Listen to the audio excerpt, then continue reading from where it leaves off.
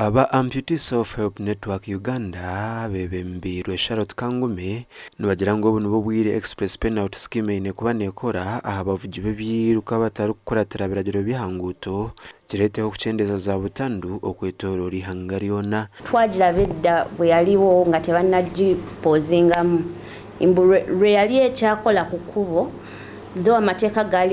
gaali makalubu nnyo. Abantu bali bavunaanyizibwa ku kkubo, bali batambulira mu mateeka,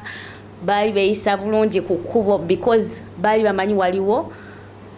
balina okuba held accountable nga immediately ofuna ka penalty ko,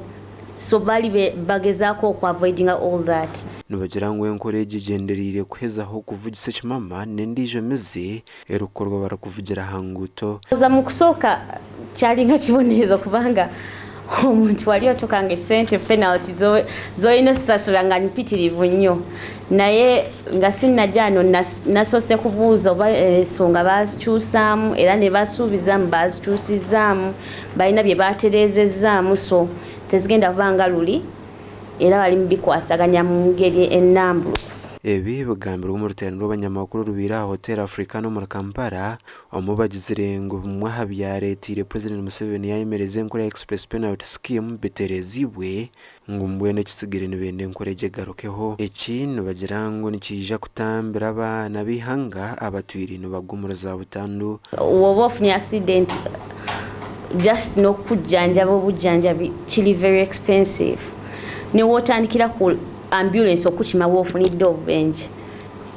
it's quite expensive bajja kujjako sente ate wetunulya embeera yaffe abannayuganda simbu buli omu asoboleza sente then woba ofiiriddwa omwana tekikuwa ssanyu wadde kikukozesa obulamu bwo bwonna